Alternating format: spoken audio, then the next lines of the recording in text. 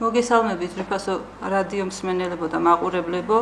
დღეს სამშაბათია საღამოს 7 საათი და ტრადიციულად ეთერშია ყოველკვირეული ანალიტიკური გადაცემა ქვაკუთხედი. მე კი მისი წამყვანი ჟურნალისტი ხათნა საგინაშვილი გახლავართ. შეგახსენებთ, რომ სტუდიაში მუშაობს სატელეფონო ხაზი, დაგვიკავშირდით ტელეფონის ნომრებზე 214 40 86 218 13 52. დღევანდელი გადაცემის თემას უწოდეთ 21 საუკუნის სენსაცია, თუ რატომ, ამაზე ცოტა მოგვიანებით. ახლა კი წარმოგიდგენთ ჩვენი გადაცემის სტუმრებს. დღეს ეთერში მოვიწვიეთ სასაუბროთ 4 პუბლიცისტი, ანალიტიკოსი ადამიანი, თქვენთვის უკვე კარგად ცნობილი ბატონი ლაზარე ზაქარიაძე, გოჩა გიგაშვილი, სოსო გოგიშვილი და ზვიად ნოდია. როგორც უკვე მოგახსენეთ, დღევანდელი გადაცემის თემას უწოდეთ 21 საუკუნის სენსაცია, თუმცა ჩვენამდე ასე შეაფასეს ის მოვლენა, რაზედაც დღეს ვისაუბრებთ მსოფლიოს წამყვანმა ჟურნალისტებმა. საუბარია ამერიკის ერთ-ერთ გამოჩენილ ფუნქციონერზე, ჯონ პერკინსზე და მის გახმაურებულ წიგნზე, რომელიც გამოსვლისთანავე ბესტსელერად იქცა და 30 ენაზე ითარგმნა. ასე გავრცელდა ის მთელ მსოფლიოში და ფარდა ახადა ბევრ ისეთ მოვლენას მსოფლიოში მიმდინარე პროცესებისა, რომელიც მანამდე უცნობი იყო. მოდით ნახოთ სიუჟეტი, რომელიც წარმოდგენა შეგვიქმნის ამ წიგნზე და მის ავტორზე და მერე ვისაუბროთ ეთერში მის გარშემო. კიდევ ერთხელ ბოდიში მოგიხდით, რომ რუსულ ენაზეა ეს сюжеტი, სამწუხაროდ ვერ მოხერხდა, რომ ქართული ვარიანტი შემოგვეთავაზებინა. გთხოვთ გაუშვათ. В целом, как и многие другие кризисы, абсолютно не случайно.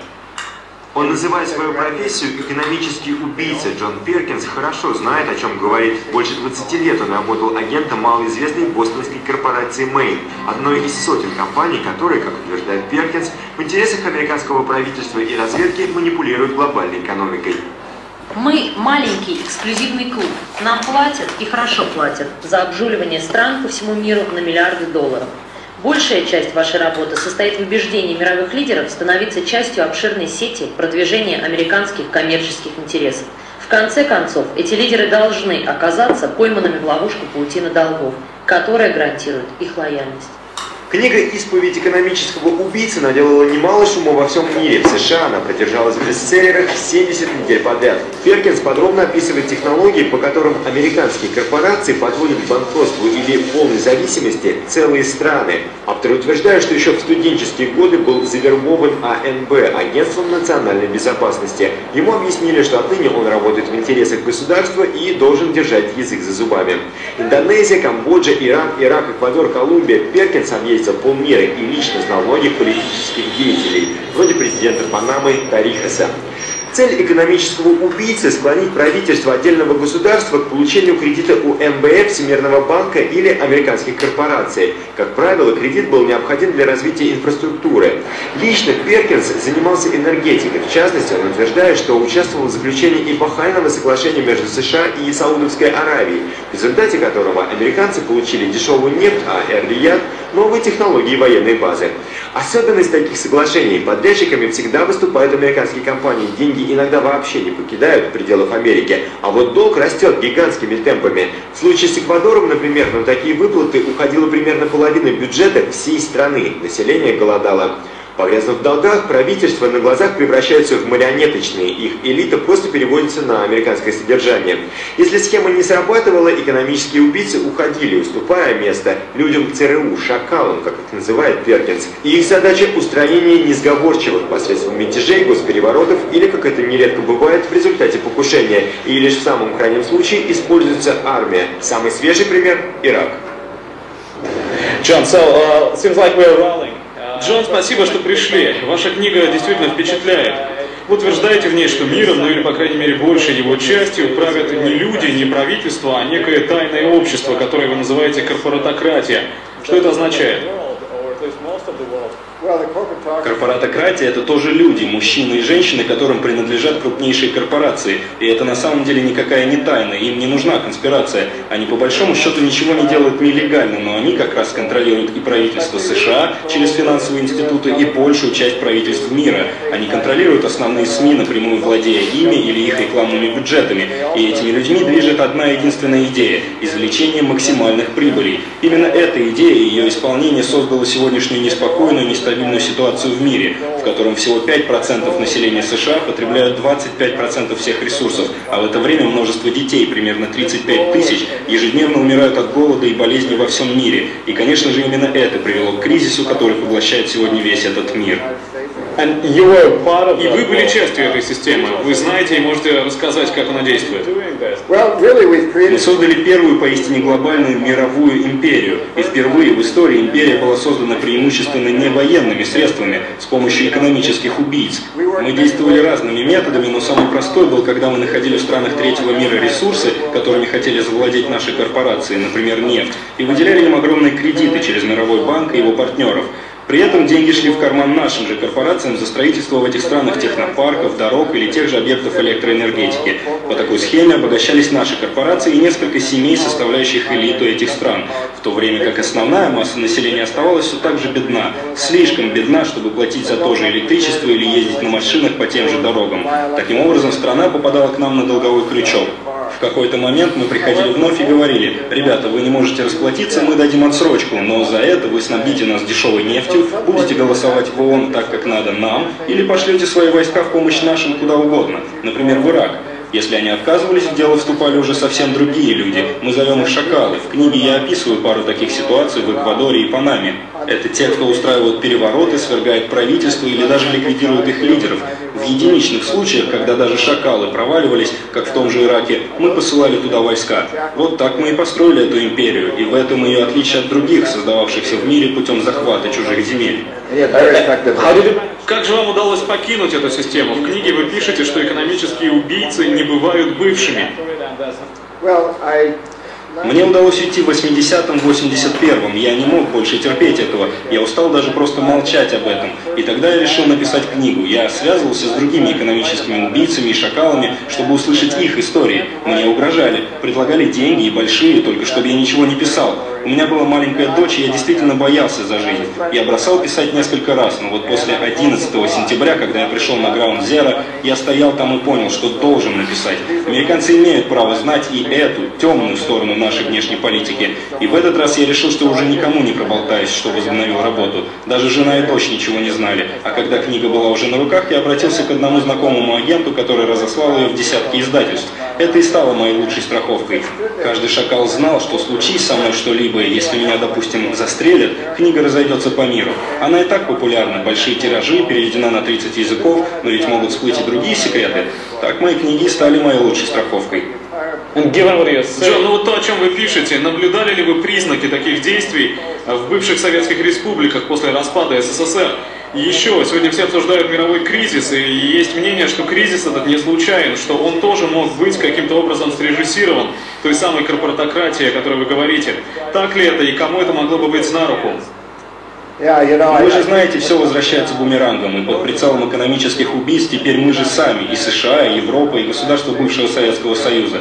Это ведь очень простая схема. Чем больше людей корпорации должны вам денег, тем больше выгоды вы имеете. Сейчас у этих людей с их огромной властью и большими деньгами чрезвычайные перспективы. Они могут задешево скупать конкурирующие корпорации, недвижимость, землю. Большие банки могут покупать маленькие. С другой же стороны, мне кажется, есть и какая-то доля справедливости. Мы сегодня получили вот эту нестабильную и опасную ситуацию, в которой горстка людей ворочает практически всеми деньгами мира, а большинство так и не имеет практически ничего. И я думаю, что мы стоим на пороге периода аналогичного индустриальной революции. Мы должны повлиять на эту ситуацию, стабилизировать экономику. Людям нужна справедливость, и при этом все они хотят мира. То есть система, созданная экономическими убийцами, больше не работает? Да, я думаю так. Все зашло слишком далеко. Жадность и материализм настолько разрослись, что давят уже сами себя. Правда, если мы ничего не предпримем, корпоратократия и из этого все равно извлечет выгоду. И последний вопрос. В преддверии встречи Большой Двадцатки в Вашингтоне. Какова будет роль МВФ, по-вашему, в этом кризисе? Сегодня много говорят о некоем новом мировом порядке. Звучат предложения придать МВФ роль глобального мегарегулятора. Вас все это не настораживает? owing the money. Не забывайте, что корпоратократия всегда стремится получить максимальную выгоду, а у МВФ богатый опыт вмешательства в дела, когда они уже совсем плохи и пора бы освежить лужайку. И в этом случае МВФ получает широкие возможности, чтобы влиять на гигантские массы людей, тех, кто не обслуживает корпорации. И мы должны следить за этим. Мы, люди, должны не допустить этого. Мы беседовали с Джоном Перкинсом, автором книги «Исповедь экономического убийцы». Верить его словам или не верить, решайте сами. У нас на этом все. Спокойной ночи. Завтра увидимся. ესეთი იყო ჩვენი სიუჟეტი, უბრალოდ რუსეთის ტელევიზიის მიერ მომზადებული სიუჟეტი, რომელშიც ჩართული იყო უშუალოდ წიგნის ავტორი და მასთან შედგა დიალოგი, ვისაუბრებთ ამის გარშემო, რამდენად რეალურია ეს ბრალდებები, რომელსაც პერკინსი ეგრეთ წოდებულ კორპორაციებს უყენებს. პირველი კითხვით მინდა ბატონ ზვიათთან გადავიდე. პერკინსის ბრალდებების თანახმად ბატონ ზვიათ მსოფლიოს ეკონომიკით მანიპულირებენ ეგრეთ წოდებული კორპორაციები და ისინი ქვეყნების ვალებით დაკაბალების გზით იღებენ ძალიან დიდ მოგებას. თქვენი ვარაუდით, რამდენად რეალურია ასეთი ბრალდებები? ღირთვის მეტი ჩვენი საშუალე არ არის არაფერი, იმიტომ რომ ესენი გვისწრებენ რამდენიმე საუკუნე წინ ერთი ნაბიჯი და ორი ნაბიჯით კი არა. ჩვენ მერე პოსტფაქტუმ ვაკეთებთ რაღაცებს, ვაკვირდებით და ასე შემდეგ და ასე შემდეგ. ჩამორჩენილები ვარ და ამას წინ ვერაფერი ვერ გადაუდგება. თვითონ აპოკალიფსიდან და სახარებიდანაც ვიცით, რომ ეს არის ესე იგი ღვთისგან დაშვებული ადამიანის დამსახურებით გამოწვეული გარდაუვალი მდგომარეობა, რომელსაც ქვია აპოკალიფსური დიდი განდგომილების შედეგად მოვლენილი ასეთი დიდი სასჯელი, რომელსაც ახლა წინ უძღვის უკვე ჩვენ წელთაღრიცხვამდე დაწყებული ეს პროცესები და ისეთი ძალა უძღვის წინ, რომ ამას ხან მასონობას ვეძახით, ხან იუდო მასონობას, ხან ბევრნაირად, მაგრამ ეს სახელწოდებაში არ არის მნიშვნელობა, ეს არის ღვთის წინააღმდეგ და კაცობრიობის წინააღმდეგ მიმდინარე პროცესები, რომელიც ესე უკვე ხაფანგში ყავართ გამოწვეული და არც ერიდებათ და ამიტომაც არის დაშვებული, რომ ილაპარაკე რამდენიც გინდა, ეს უკვე მათ სიძლიერეზე მეტყველებს იმდენად, რამდენადაც რომ მანამდე ფარულად მიმდინარეობდა ეს პროცესები, რაც უკვე ძალაუფლება მართლაც თავისი ჩაიგდეს ხალხში მიწერი სამოთხის მშენებლობა ბჭყალებში მიწერი სამოთხე, რომელიც ასე ვთქვათ, რის გამოც პრინციპში ქრისტე ჯვარს აწვეს, მიიყვანეს ბოლომდე და დარჩა ახლა მარტო თავიანთი ვითომ ხსნელის, ვითომ ღვთისშვილის ანტიქრისტეს გამეფება. ამას ეწირება ყველაფერი, როგორც ასე ვთქვათ, ადამიანის ჯანმრთელობა, ეს პროცესები მიმდინარეობს სამედიცინო სისტემაში, რასაც ჩვენ ახლა უყურებთ, ასე ვთქვათ, გაძვრებული თუ სამანტყოფების დახურა, თუ ექიმების დაპატიმრებები, თუ რა ვიცი, თვითონ კვალიფიცირებად ექიმებსაც ამცირებენ და რაღაც ზოგადი უნარის ექიმები მოყავდა და ასე შემდეგ. ეს იქნება განათლების სისტემა, რომელიც ასე ვთქვათ, უკვე მიუღებელი გახდა და საერთოდ ცოდნის სურვილიც კი დაკარგეს ბავშვებმა. ეს იქნება ეკონომია, რადგან ახლა ლაპარაკობდნენ ათასნაირი მახეებით, მშვიდობიანი, ვითომ დიდწილოვანი დახმარებით, სხვათა შორის ეს ახალი კი არა, რა თქმა უნდა, შუა ევროპის მონარქები ამათ ვალებში იჯდნენ და მაგათ ჭკუაზე მიყავდათ პოლიტიკა და მათ შემოიტანეს რელიგიაში გარდაქმნები, რაც ბოლოს ეკუმენიზმამდე მოვიდა, რომელიც გახდა უსაშინლესი დაუმარცხებელი, ასე ვთქვათ, ყველა მისი მოხარკე გახდა, არ დარჩა არავინ და ეს ემსახურება რელიგიის გაერთიანებას, რომელიც იქნება. ანუ თქვენ რეალურად მიგაჩნიათ, რომ ეს მექანიზმები არსებობს რეალურად, ქვეყნების ეკონომიკური დაკავალების მექანიზმები. ეს არის წინასწარ დაწერილი პროგრამა, რომელიც მოქმედებაში არის უკვე არა მარტო პროგრამის სახით, არამედ ეს უკვე არის შეუხსოვადი პროცესები, სხვათა შორის ეს თვითონაც უკვე დაუბრუნდებათ იმდენად, რომ ამას წინ ვერავინ ვერ აღუდგება. ამას არ შორის ალტერნატიული პლანეტების ძიება მთვარეზე, მარსზე და იმაზე. დედამიწა გამოფიტვის პირას ამისული ამდენი მართლა ბუმერანგივით უბრუნდება კაცობრიობას ეს ყველაფერი, რაც ქათამად ხარაო, თავის დასაკლავიდან გამოთხოვა ესეო და ახლა რაღაცებს ვითომ თავისით იმაშობიან სადღაც ბარენცის ზღვაში კონძულში შეთხრული აქვს რაღაც თესლებს და იმათ ინახავენ პროდუქტებს რომელსაც მე ვითომ მოიყვანენ ამასობაში შემოაქვთ ეს ხელოვნური გენმოდიფიცირებული პროდუქტები რომელიც ცალკე ადამიანებს წამლავს ცალკე ბუნების თვითონ ადგილობრივ აბონეგრულ ჯიშებს გადააჯიშებს და მე თესლიც არ დარჩება რომ შენი თესლით რაღაცა მოიყვანო აფუჭებს იმასაც კი ცალკე ბიზნესის წყაროა მასზე ხარ დამოკიდებული გინდა თუ არა მისგან უნდა შეიძინა იმიტომ რომ ის მეორე მოსავალს არ აღმოაჩენებს და რა თქმა უნდა ეს რეალობაა ეს არ არის ასე ვთქვათ მარტო პროექტი ეს უკვე განხორციელებულია და ამას ასე ვთქვათ სხვა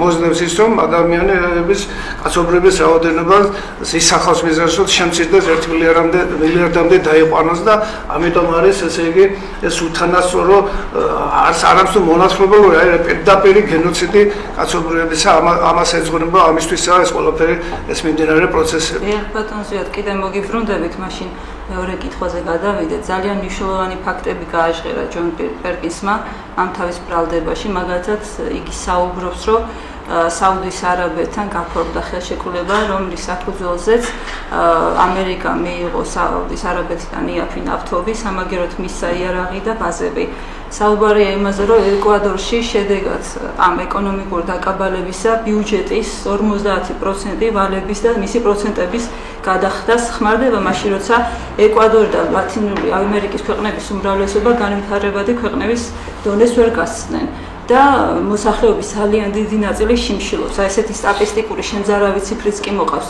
ჯონ პერკინს იგი ამბობს, რომ ყოველდღიურად მთელ სოფლიოში 35,000 ბავშვი შიმშილისა და სნეულებისაგან იღუპება. აი ეს ყველაფერი რამდენად რეალურია და თუ ხედავთ ანალოგიებს გარკვეულწილად ქართულ სინამდვილესთან.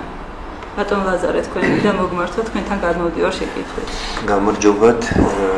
ზიადმა ისაუბრა ახლა ამ საშინელი რეალობის შესახებ, რომელშიც ჩვენ ვირთება ცხოვრება და იგი შეეხო ამ რეალობას უფრო მასშტაბურად, გლობალურად, ანუ რა სულით რეალობს დღეს სამყაროში და ეს არ არის მხოლოდ დღევანდელი რეალობა. რაც შეეხება იმას, გრძნობს და განიცდის თუ არა, განიცდიან თუ არა ამას ადამიანები. და არის თუ არა ეს სინამდვილე რა. მე ვფიქრობ, მეტნაკლებად მოაზროვნე ყველა ადამიანი გრძნობს ერთ რამს, რომ სახელმწიფოს არ გააჩნია საკუთარი ქართულ სახელმწიფოზე არ არის მხოლოდ ლაპარაკი. მე მაგალითად მისაუბრია თურქებთან, აღმოსავლეთ ზონევარ პროვინციაში თურქეთში ყოფილვარ. თურქები, უბრალო თურქები, მიუხედავად იმისა, რომ თურქეთი ითვლება ნატოს ბლოკის ქვეყანად, დემოკრატიულ ქვეყანად, ასე ვამბობთ ჩვენ არა, ისინი შეიძლება ითქვას, რომ განიცდიან ამერიკელებისადმი, ამერიკის შეერთებული შტატებისადმი პათოლოგიურ სისხლს. რატო ახლა გრძნობენ ისინი, რომ თურქული სახელმწიფო ეკონომიკური სტრუქტურა მთლიანად არის დამოკიდებული ამერიკის შეერთებულ შტატებზე. ამას ისინი თავიანთ კანით გრძნობენ. რაც შეეხება საქართველოს, შეიძლება ითქვას, რომ საქართველოს მოსახლეობა დღეს განიცდის უმტკივნეულებს და უმძაფრეს ინექციას ყველა თვალსაზრისით. ეს იქნება კანონშემოქმედებითი მოღვაწეობა. ესე იგი, კანონი ხო ის იურიდიული ინსტრუმენტია, რომელიც შეყავს ცხოვრებაში და ცვლი მას. კანონი არ არის ქაღალდი, კანონი არ არის არც ლოზუნგი და არც დეკლარაცია. კანონი არის ცოცხალი ინსტრუმენტი, რომელიც შეყავს სახელმწიფოს სხეულში და ცვლი ამ სხეულს ისე როგორც ამის საშუალებას ეს კანონი გაძლევს. ჩვენ გრძნობთ კანონებს, რომელიც ანგრევს, აკაბალებს, ანადგურებს ქართულ სახელმწიფოს სულს.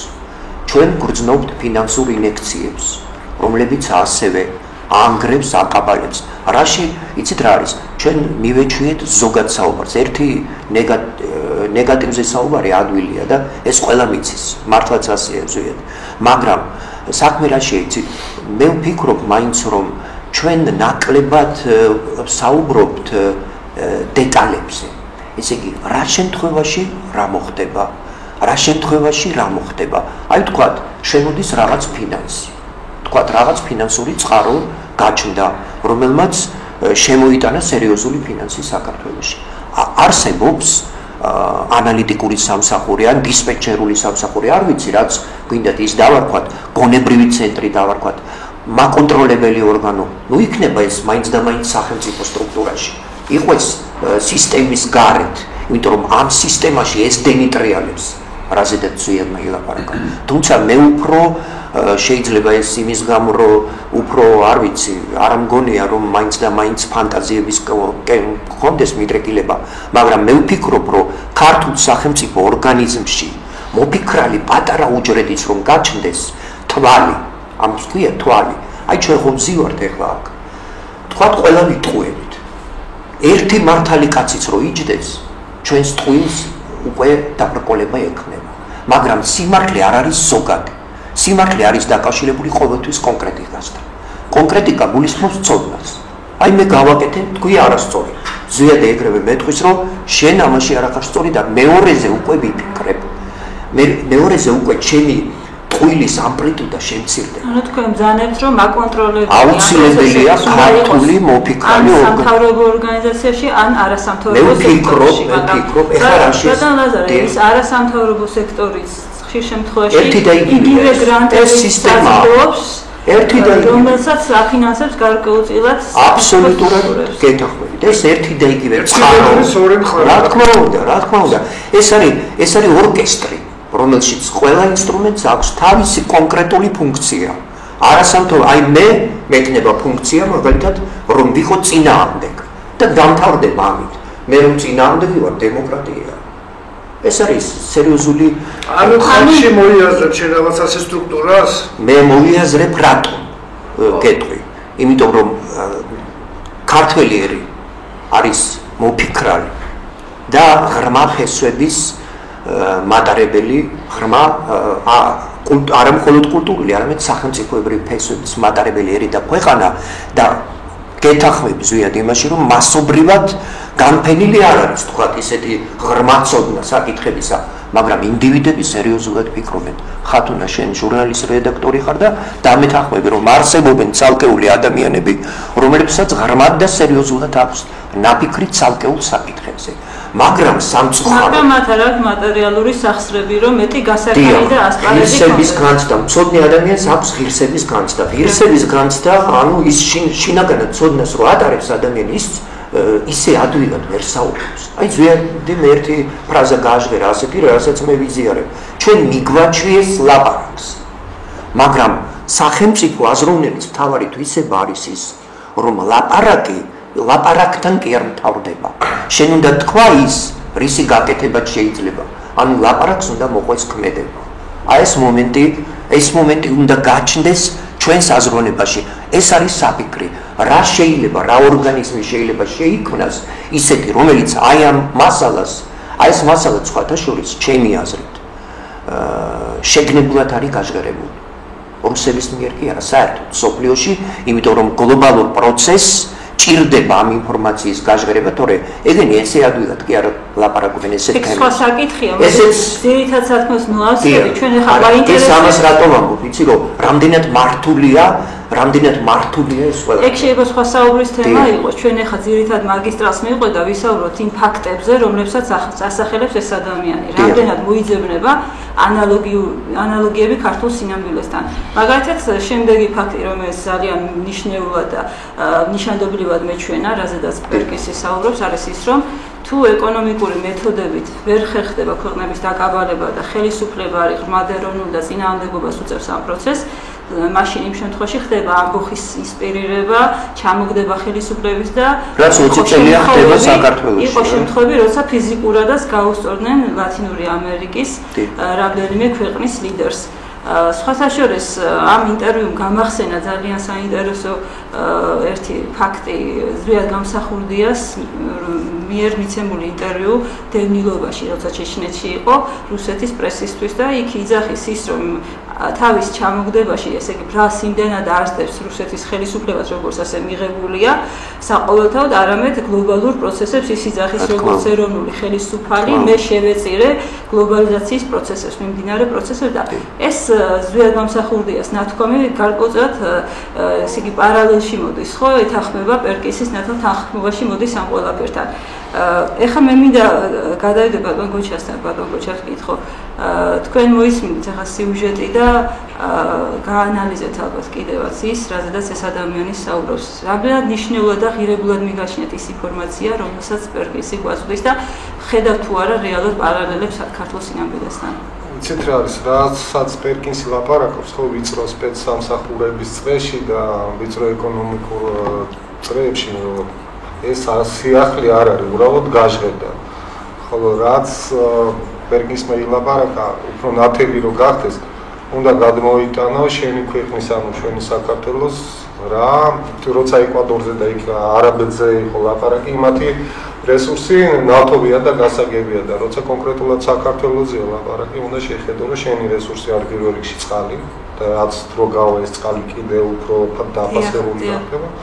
არ არის მარტო წყალის სასმელადაც, ეს არის ელექტროენერგია იგივე და თქვა კიდევაც ისეთი ტარიფებია იქ, რომ მოსახლეობა ვეღარ იხდის და იმ გზებით ვერ სარგებლობს ფაქტურად მოსახლეობა, რომელსაც აგებენ ამ ფულით.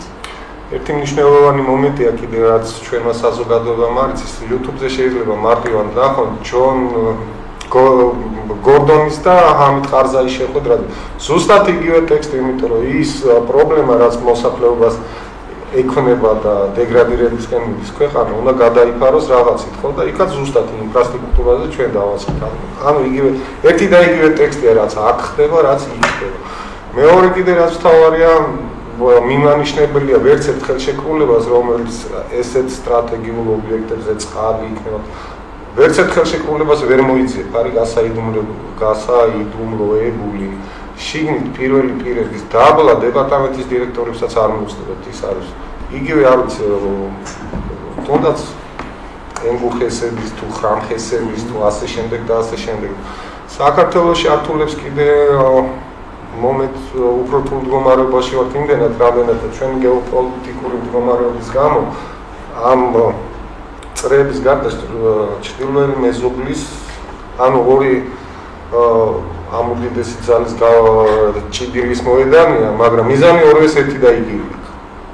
ის რომ ერთმანეთს ეჭიდავდნენ, შეიძლებოდა რომ ერთ-ერთი გამოგეყენებინა მეორესთან. ორივეს ერთი და იგივე მიზანია. რომ მართლაც ესე იგი ინფორმაციასთან არ მიგიწვდება ხელი. არ მიგიწვდება რა იცავს ამ მიუწვდომლობას კანონი? არა, პირიქით კანონი არა, ეს არის ნება ადამიანები. გასაგებია, ესე იგი სინამდვილეში მიგვიწვდება უბრალოდ ჩვენ ვერ მიგიწვდება, იმიტომ რომ რომელმა ჟურნალ რეალურად ეხლა იქ გაწერილი მთავარი ხონება არის ქალბატონი ხათუნა ჟურნალისტია და მოითხოვოს და რა პასუხსაც მიიღოს. ანუ კერძო პირები ხელისუფლება როგორც კერძო პირები წყვეტენ ამ საკითხს, რომ ისინი არ მიგიშვებენ ამ ინფორმაციას. რა თქმა უნდა, ეხლა ეს ჟურნალისტიკისთვის ახალი თემა არ არის და რამდენჯერ იყო ამაზე საუბარი. კი ბატონო. ეხლა აქ უკვე აქ უკაცრავად ჩაგერთვებით, ესე იგი აქ უკვე ნების საზოგადოებრივი ნების მომენტი დგება. იცით რა არის, როდესაც კანონით რაღაცა შეიძლება და ეს არ კეთდება. ბატონო, ეს ახალი ამბავი ხო არა? ძალიან აი ამ წამოწეული საკითხის პასუხად გეტყვით, ის რომ საზოგადოების კონსოლიდაცია მოხდეს და ეს თემები გაშხერდეს, ამისთვის სჭირდება მედია, ხო? ის მცირე რესურსი, რომელიც გარკვეულაც ეხლა მოწვევი ვარ და აქ ხედავ და ის რამოდენიმე გაზეთი ხო ეს ზუსტად ამიტომ არის მედიაზე დაფაცებული ის დაფარული და რო არ გაჟღერდეს ესე მასიურად და გამოკვლევაც აჩვენა ხო 75-დან 80%-მდე ინფორმაციას მოსახლეობის 80%-მდე ინფორმაციას იღებს ტელევიზიიდან ზუსტად ამიტომ ტელევიზიაზე ამის გაჟღერება ზუსტად ამიტომ პერკინსი მაგაზე საუბრობდა. ბატონო გოჩა თუ მიაქცეთ ყურადღება, რომ უმსხვილეს მედია საშუალებებს ფაქტიურად ეს კორპორატოკრატია, როგორც თვითონ ეძახის, ფლობს და საღი აზრი ფაქტიურად დაბლოკირდება მსხვილ მასმედიაში. ჩაგერთვებით ეს, იმიტომ რომ რასაც ეს კორპორატოკრატიას ეძახის პერკინსი, ეს არ არის სახელმწიფო პოლიტიკა თორე კორპორატოკრატიის ინტერესების სფერო და ის არ მოხდა. არა, ის იძახის პირდაპირ, რომ ЦРУ-ს აგენტი იყო და დაჯაშხუმია ცეცხლება ამერიკის სახელმწიფო კი, ცენტრალურმა სააგენტო დაჯაშუშა ის. ამას ამბობს ხადლივ, რომ ეს ორი ფრთა ფაქტიურად სინქრონში მუშაობს. არა, მაგას არ იძახის, ეს ადამიანი იძახის, რომ სტუდენტობის თქვენ არ მიაქცევთ სტუდენტობის წლებში მე ესე დამაჯაშუშა სწორედ ЦРУ-მ, ქართულად რო ვთქვათ, ცენტრალურმა სადაზვერვო სააგენტომ, ესია ხო აბრევიატურა, ეს რუსული აბრევიატურა და გავმარტოთ მინდა. დიახ, ძალიან. არა, არსად ამას პერკინს არსად არ უხსენებია, ან ამერიკის ან რომელიმე ისეთი ქვეყნის ინტერესი არ უხსენებია. არა, მაგასაც ამბობს. არა, ქვეყნის სახელმწიფოს ინტერესი არ კერძო ქვეყნის. იცით რა არის?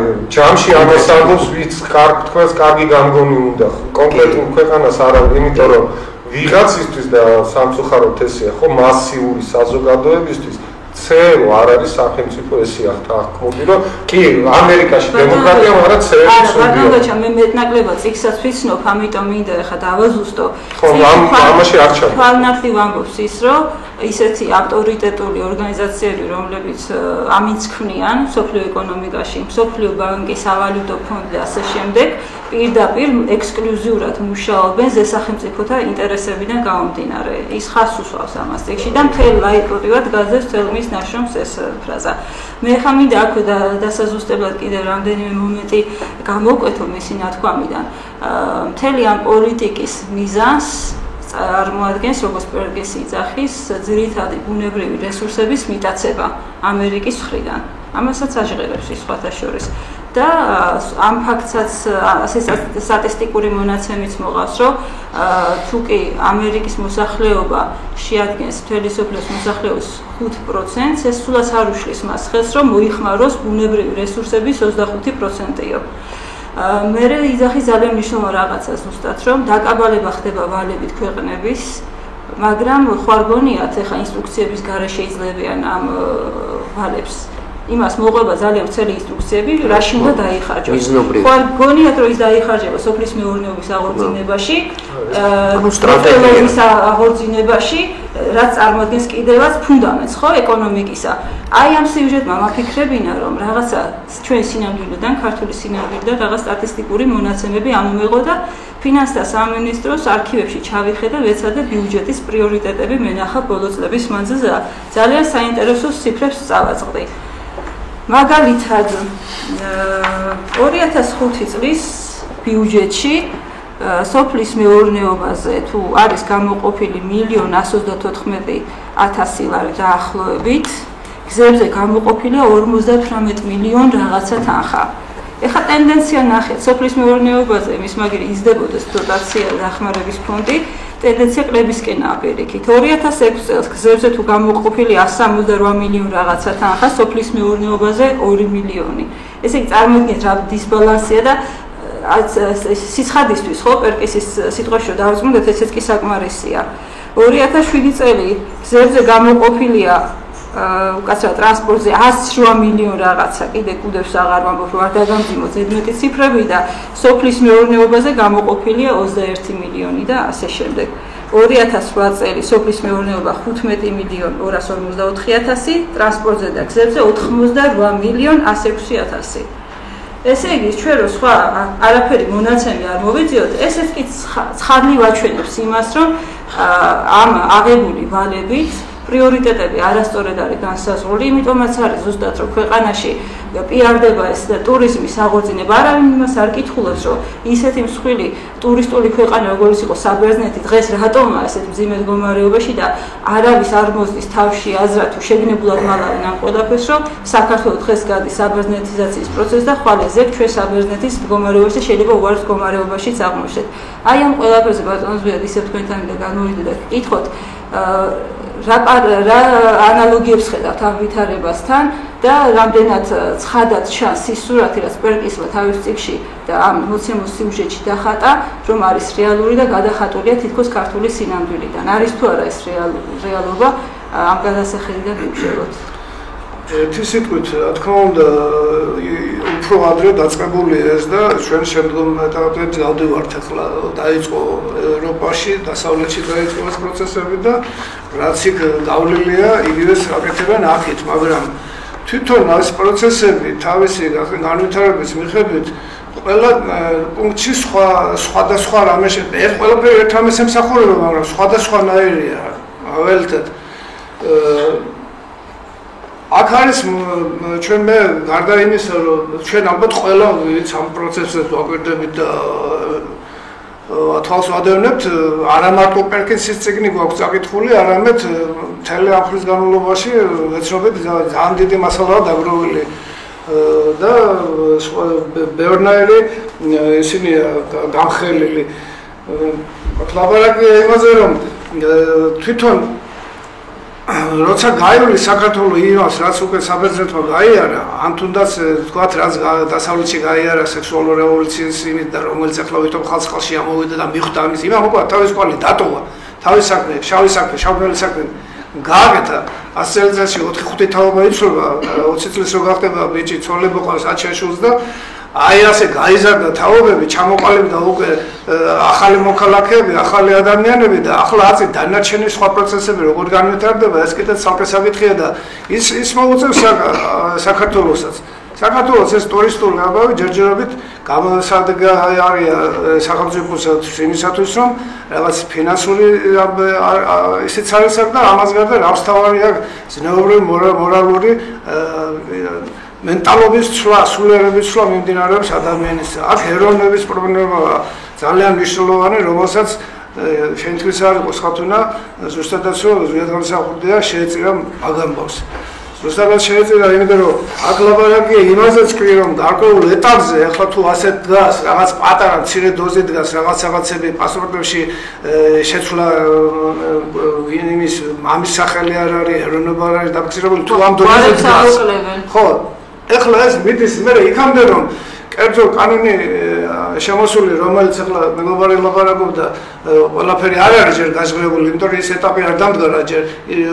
ბოლო ეტაპზე, გარკვეულ ეტაპზე ეს კერძო კანონი იძლევა იმის საშუალებას, რომ იმ მილიარდერმა აიღოს და იყიდოს თქვათ სახალინი, თქვათ ციმბირი, თქვათ საქართველოს მთლიანად და მას საქართველოს კი არ ექნება, ეს იქნება იმ კაცის სამფლობელო, სადაც ესე იგი მონების მდგომარეობაშიც კი არ ექნებიან ადამიანები, იმიტომ რომ მონას ამუშავებენ და ის თუ და შიფშილობას გამოიწვევს, იმიტომ რომ 4-5 წელი დაასვენებს მიწებს, არ მოვა მოსავალი და ამითაც გაწყვეტავს კიდევაც ხალხს და ისე დაიმონებს, როგორც უნდა, როცა უნდა წყალს მიწებს, როცა უნდა ეს და სამშობლოს ცნება, როგორც ასეთი არ არსებობს. თუ იმ ეტაპზე ზვიადის ამის გამო შეეწირა ამ ეტაპზე საერთოდ არ იქნება არავითარი არც ეროვნული მოძრაობა, არც არაფერი იქნება, უბრალოდ გადარჩენა რაღაც ცხოველის დონეზე, რომ თავი გადაეჩენოს და ეს ახლა რაც მიმდინარეობს, ახლა უბრალოდ უნდა ჩავთო კიდევაც რომ ეს საჯარო სუბიექტის შესახებ, რელიგიურ უმცირესობათა შესახებ რაც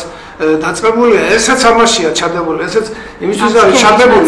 არა, რა თქმა უნდა, ემსკების ნაწილია, თან ეკუმენიზმის ნაწილიც არის, აქ ეკუმენიზმის გამოს მიმდინარეობს ეს ამბავი, მაგრამ პირველ რიგში აქ მოხდება ესე იგი, როგორც სომხები ყავდა, ქართული სომხები რო გასოხდნენ ერთი პერიოდი, როგორც ქართული კათოლიკეები ყავდათ თავის დოზე, რომლებიც დღემდე არიან კიდევაც კათოლიკეები. თანამედროვე იეყოველები იგი. ეს პროცესები დატრიალდება ისევ თავიდან, იქნება ესე იგი არა მარტო ტაძრებს დაითრევენ და ტაძრებთან ერთად მიწებს, არამედ ამ ადამიანებსაც და იქნება ოჯახებშიც განხეთქილება, თვითონ ამ იმის გამო განხეთქილება და ტაძრებისა და მიწების გამო ერთი ამბავი დაჯიჯგნა იქნება ერთმანეთისა და ბოლო-ბოლო იქამდე მივლენ ეს აწყობს რა, ვინც შეს მოიფიქრა იმას აწყობს, რომ თქვას რომ დაამატოს ამას კანონი რელიგიათა გაერთიანების შესახებ, იმიტომ რომ ასე არ შეიძლება, რომ ესა და ძოლის ამ იმის გადაწყვეტას დაასვამენ დახს იმით, რომ საერთო ეკუმენიზმი დაერქვა ყველაფერს და ყველას ექნება საერთოდ და არაფერი არ იქნება. ამასობაში სომხები იმას მოიგებენ, რომ რაც უდოდათ იმას დაითრევენ, მაგრამ სომხებისგან კათოლიკებისგან და ყველა ინტერესებდა და ყველა თავისას მიიღოს. ანუ მე იმის მომენტია რომ არ არის ეს მაგალითად მარტო სოფლის მეურნეობის ეკონომიკის ან რაღაც იმის კუთხით. ეს არის თლიანი არ არის დარჩენილი არც ერთი ის სფერო რო არ შეიხოს ეს. ხო, რომ ეს ხო, ნუ ახლა ჩვენ რასაც გავდივართ ეს პროცესები უკვე გავუჩა. განსხვავებულად მე ჩვენა სხვათა შორის თქვენ ახსენეთ წყალი ჩვენი ძირითადი რესურსია, მტკნარი წყალი ჩვენ ვიცით რომ მალე თეთრი უფრო შეიძლება ეწოდოს და ნავთობზე ძვირიც კი გახდეს ეს და თქვენმა ნათქვამმა ხარ გამახსენა იცით რომ ეგრეთ წოდებული ქრისტიან დემოკრატები ძალიან აფიარებდნენ სანამ მოვიდოდნენ პარლამენტში სწორედ წყლის საკითხს რომ იძახდნენ რომ ეს მთავარი რესურსია ჩვენი და ასე შემდეგ და თითქოს ვიღაცის უხეშმა ხელმა რაც კი შევიდა პარლამენტში აუგზავნა თითი დაუქნია და ამ თემაზე საერთოდ არ საუბრობენ ხო არ გეჩვენებათ რომ აქ რაღაცა ბინძური გარიგებების და კორუფციული გარიგებების კარტი თამაშდება და იმიტომ რომ ეს თემა საერთოდ დაიბლოკა და ტაბუირებულიც კი გახდა რაც ეს კონკრეტულად ეს პოლიტიკური ძალა პარლამენტში შევიდა მინდა ამაზეც მიპასუხო და დაამატოთ ის რის თქმაც გინდოდათ ისიც არის პრობლემას როცა იღებ და განიხილავ არის ფენები რა ფენაში განიხილავ ხა ბატონმა ზვიადმა უკვე სიღრმეებში განიხილა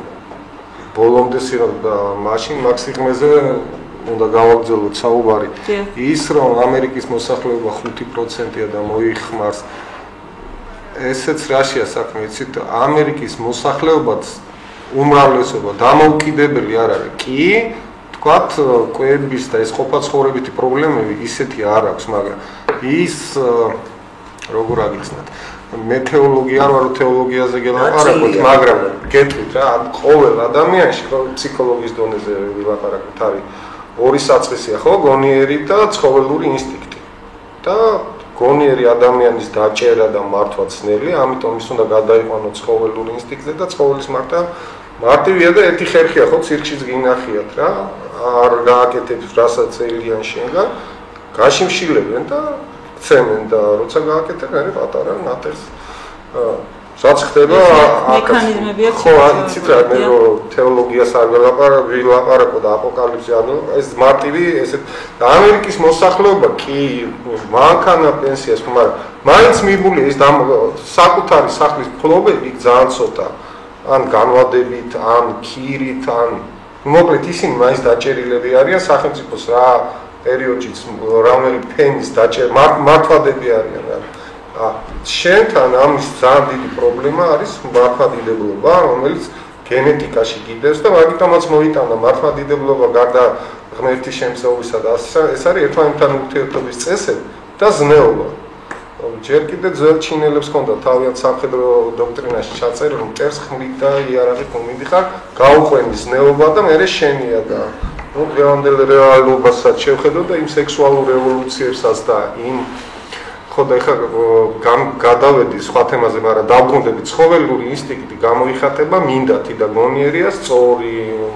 სამართლიანი და ასე შემდეგ და ასე შემდეგ მინდას შესატყვისი არის უფლება და გონიერის არის მოვალეობა რა და დააკვირდით ვის უფლებებზია ყოველთვის ლაპარაკი და ვის დამშევაზე და ამ ცხოველურ საწყისებზე გადაყვანაზეა იმიტომ რომ ადამიანი რომელიც მართვადიდებული პრინციპებით ცხოვრობს იმ პირობებში იმ სამსახურებში ვერ იმუშავებს და ზუსტად აქ ეს კანონი იმიტომაც არის შემოსული რომ იურიდიული უფლება როცა სამართლის იურიდიული პირი ხდები შენ ფინანსების თავისუფალი მოძრაობა შეგიძლია და აქამდე თუ არ იყავი იურიდიული პირი და მაინც ეკლესიასთან უნდა შეგეთანხმებინა მეჩეთის საშენება და როცა აღარავისთან არ ფული გაქვს იყიდე რაც მინდა და ააშენე და როცა ეკლესიის თავარი სიმდიდრე ხომ რევლია და საყბენი ერისეგან და როცა რევლიმში რიყავს მე იეღოველი რამდენი გადავიდა რაც ბატონმა ახსენა გასონხება ის ხო მატერიალური კეთილდღეობისთვის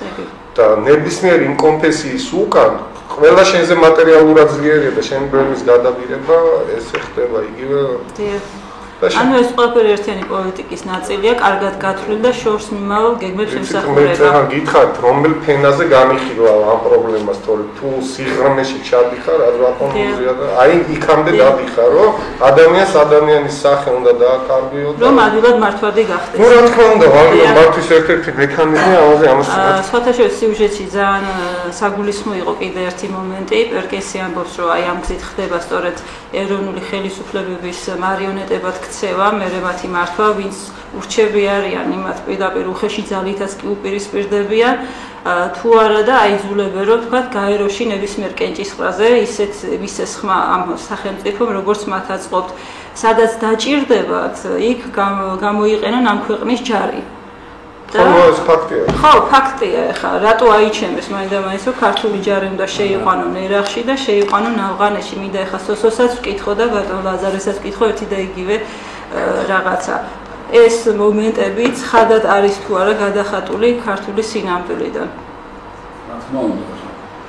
იმ ინტერვიუში მოკლედ ლაპარაკობს პერკინსი და არ კიდე ფილმი, სადაც ფროცლად ლაპარაკობს. ფილმი ტრილოგია, სამი სერია ესეთი, ჟაკ ფრესკოს გადაღებული ფილმი. იქ ლაპარაკობს უფრო ცლად ამ ყველაფერზე რა. რო უყურეს ამ ფილმებს და სად რა მოხდა და როგორ მოხდა, ხო? ზუსტად ანალოგიურად რაც ხდება ჩვენთან იგივე სიტუაცია. და სხვათა შორის იძახის რომ მე მაშინ დავიწყე და გამოვეთიშე, ანუ მაშინ დაიწყო გაშიფრო ამ სისტემის. როცა მოხდა 11 სექტემბერი. ანუ სხვა ქვეყნებში იმუშავა რა მაგან და ანუ თავის ერთ როცა შეეხო ამერიკელებს როცა შეეხო რომ მიხვდა რომ ამათმა დაგეგმეს ეს ტერაქტი და არანაირი ეს ალ-ქაიდა არ ყოფილა და ეგ ალ-ქაიდა საერთოდ მაგათი შექმნილია და ეს არის სამართლო შექმნილი და ამაზე ბევრი პატიოსანი ამერიკელიც აუბრუნდა ეს არგახნით ადრე იყო დაგეგმილი და ცნობილი იყო ეს და იმ ფილმში მაგალითად მაგის საშუალება თუ გვექნება მე რომ ჩვენ რაღაცა ვითარგმნოს იმიტომ რომ სულად ანათარგმნი ქართულად არ ანათარგმნი კარგადაა გაშიფრული როგორ დაიგეგმა ეს 11 სექტემბრის ტერაქტი საერთოდ. იქ პირდაპირ სამშენებლო ნგრევა მოხდა რა. ანუ ესე იგი ის შველები რუსულად ხო, კონსტრუქცია არის დიაგონალზე გადაჭრილი ქვემოთ და ნგრევა მოხდა ჰორიზონტალურად, ვერტიკალურად რა. ჩაეშვა ეს. ანუ იქ რომ მოხდარიყო თვითმფრინავის შედეგად ეგ მაგის დანგრევა, ხო იქ კვლევებია რა. იქ არ მოხდება, არ დაინგრეოდა არანაირად, გამორიცხულიყო ისეთი კონსტრუქცია აწყობილი, თვისები, ისეთი კონსტრუქციით იყო დაწყობილი, არ დაიშლებოდა რა. ანუ იქ ჩატარდა რაღაც სამუშაოები, შევიდნენ, განგაში ქონდათ რაღაცა, ვითომ ტერაქტები და ის ელოდებიან რაღაცას და ბუკლეტებიცაა გამოცემული, სადაც თვისებია დახატული და იქ არ ფრთხილად იყავი და აფრთხილებენ მოსახლეობას. ანუ ეს დაგეგმილი იყო. და საქართველოში რასაც ამბობს სხვა ქვეყნებშიც იგივე სიტუაციაა ძალიან კარგად ზნობენ ეს ორგანიზაციები ტრანსკორპორაციული ორგანიზაციები აქ თავს პროცენტებით აკაბალებენ ადამიანებს მაგრამ პირველი მოთხოვნა უკვე 10 მილიარდია 9 მილიარდამდე 10 მილიარდამდე უკვე ახალი მისალით ნახე რა ანუ აკაბალებენ ამ პროცენტებით კომუნალური გადასახადებით მაგათი მოთხოვნაა პირდაპირ კანალიზაციიდან დაწყებული წყალი ხალხისგან მაქსიმალურად ფული ამოიღება იქ როგორც შესკი რომ არ აიღო შენ ხო მაინც იხდი პროცენტებს აი პროცენტები არიან კომუნალური ჩადებული იმხელა გადასახადია უბრალოდ რა რომ გამორიცხული უბრალოდ შეძლო და გადაიხადო ძვირდება და ძვირდება ანუ დაყავთ ადამიანები ყოფით მდგომარეობამდე მხოლოდ რომ არ მოკვდნენ შიმშილით რა არანაირი მოთხოვნები არ აქვს რო ჩააკითხონ გამოკითხვა რო ჩაატარა გამოკითხვა სოციოლოგიური თბილისში დავანებოთ საქართველოს იმიტომ საქართველოს სოფლებში აღარავინ აღარ ცხოვრობს მოხუცები არიან რაღაც ბოლოს ვინმე როდის იყავით ეგეთი კითხვა რო დასვან თეატრში ან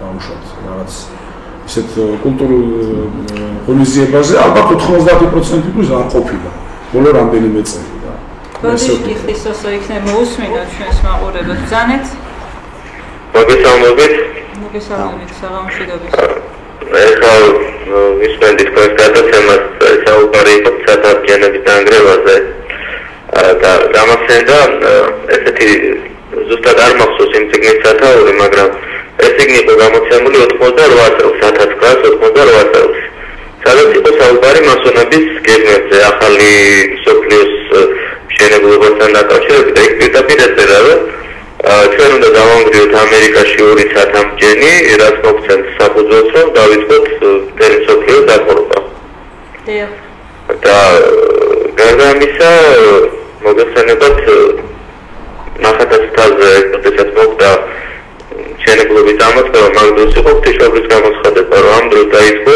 მესამე მსოფლიო ომი და მესამე მსოფლიო ომთან დაკავშირებით მინდა მომგვეუბნებიან რომ ეს ომი იქნება ისეთი რომ ადამიანები შეიძლება ვერ მიხვდნენ რომ ეს არის მესამე მსოფლიო ომი იმიტომ რომ იქნება ნაციონალური ეს ომები ეხლა ერაყში იყო შემდეგ მანამდე ავღანეთში იყო ეხლა ლიბიაში და კიდევ უფრო გამწოლდება ეს სიტუაცია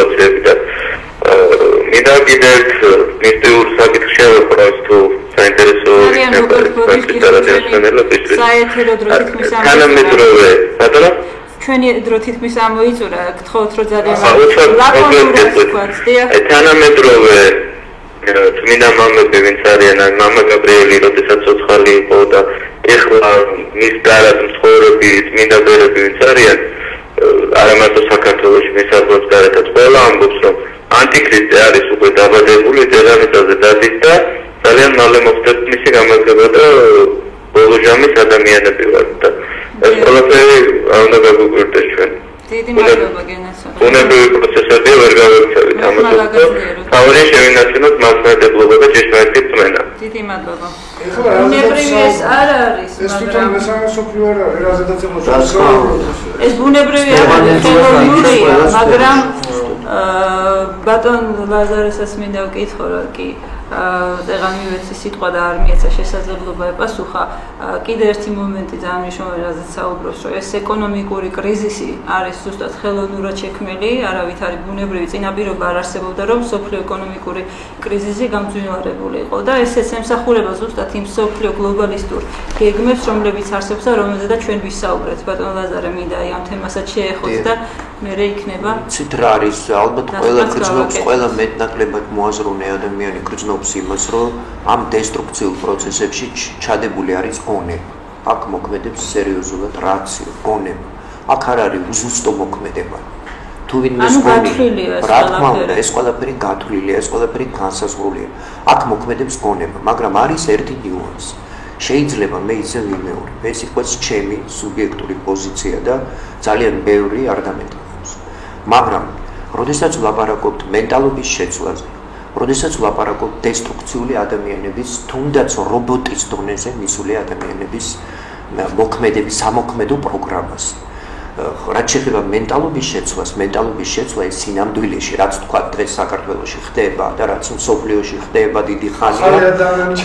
ეს არის ადამიანს აქცევენ რობოტად ჩაუდებენ პროგრამას ამუშავებენ იმ პროგრამას და ის პროგრამა მუშაობს ახალგაზრდები ზრდიან ამისთვის ფაქტურად სული გამოეცალა ადამიანს ის თვითონ არის უბედური და ტრაგიკული თვითონ ის ხელისუფალი იქნება თუ ვინც იქნება მაგრამ მე მაინც ახსენეს ეხლა წმინდა ბერი გაბრიელი და მამები გავყობ ერთმანეთისგან სიცოცხლის მდგომარეობას და სიკვდილის მდგომარეობას და სიცოცხლის მდგომარეობა არის ბევრად უფრო დიდი შინაარსი ბევრად კი არა შინაარსის მატარება ხოლო სიკვდილის მდგომარეობა რის ითვისებაც არის დესტრუქცია და დაშლა არის უსულო მასში შინაარსი არდებს როგორ შეიძლება თუ კი ჩვენ ვიპოვოთ ჩვენში ჩადებულ შინაარსს რომელსაც უზარმაზარი ისტორია გააჩნია და რომლის წყალობითაც ჩვენ მოვედით შინაარსს მოერიოს სიცარიო იქნებ ვიმეორებ ეს არის ჩემი უბრალოდ